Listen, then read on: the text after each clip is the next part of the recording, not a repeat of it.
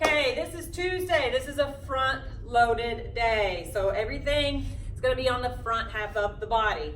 First, we have heel elevated squats. Okay, so you're going to want to stand on some dumbbells. You can stand on a plate. You can stand on anything that you're comfortable with that will shift your weight forward into the toes and keep you out of your heels. This is a quad dominated movement, meaning we're going to hit this part of the leg. Not yet. We're going to hit this part of the leg, not the glutes. In order to do that, she has to break at the knee first, okay? Whichever joint you break at first is the muscle that's gonna pull the most weight, okay? So for this to target the quads, we're gonna break at the knees first. Go ahead, slight break.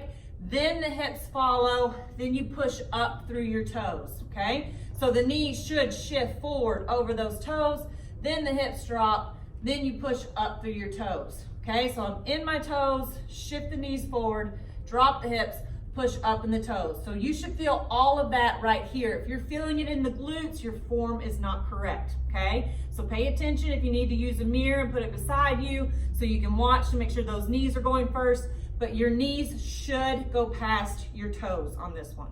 All right, so that is your heel elevated squats. Next, we have a floor press.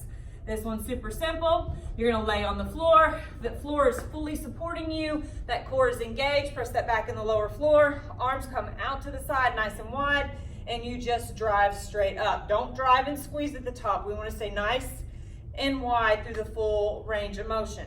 Now, because you're fully supported with the floor, you should be able to go with a heavy weight. You should challenge yourself on this one, okay? Floor presses. All right. Next, we have a single leg heel elevated. So it's the exact same movement as earlier. We're just gonna go single leg. These are super hard, guys. Take your time. These are gonna challenge your balance. So my cue for clients always is to find a spot on the floor straight ahead and stare at it for the whole time, because this is really gonna challenge your balance. So just like before, when we lower down, this front knee is gonna shift over the toe. So go ahead. She's gonna shift over the toe like that. Then she's gonna push up through this front toe and tighten that leg all the way up. Squeeze, squeeze, squeeze. Push that knee into that thigh. That's where your balance is gonna get challenged right there, okay? So shift forward, that knee comes over the toe, push up through that toe, squeeze that leg tight. Okay, one more push.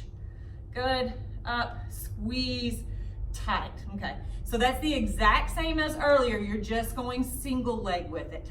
Take your time. Again, you should feel all of the work in the quad. If you're feeling it in the glutes or you're feeling more in the back leg, you need to stop, take a couple breaths, readjust your form, and do it correctly, okay? These burn, but they're so worth it. All right, then we have a plank front raise, or a push-up, dumbbell push-up, plank front raise. So how you're gonna count this is your front raises is your reps. You're gonna do one push-up to 2 front raises, okay? Each front raise counts, so I'll count it. So it's 1 push-up, 1, 2, good. Push-up, 3, 4. Now notice how her hips are not rotating. She's staying nice and flat. So a couple things, you can rest. A couple of things that you can do on this is, 1, you can widen your stance. So take those feet nice and wide if you can't keep those hips from rotating a lot when you lift the weights up. Okay, once you've done the plank and you've extended the feet and you still can't keep those hips flat, that means your weight is too heavy and you need to go down in weights. And maybe you just need to do straight body weight without any weights. You just need to do the push-up and then work on that raise and developing that core strength. Okay, so whatever level you're at, that's what you need to work on, but just make sure it's challenging. Make sure we're keeping those hips nice and flat. Okay, so there's your push-ups with your front raises. Remember, count your front raises. Last and final, we have goblet squats. Goblet squats. So you need 1 heavy dumbbell, shoulders are rolled back and down, abs are in nice and tight, weights in the heels, elbows are in. Your goal is to get those elbows inside of your knees and develop that range of motion in the hips. So abs are in tight, good. This is a counterbalance squat.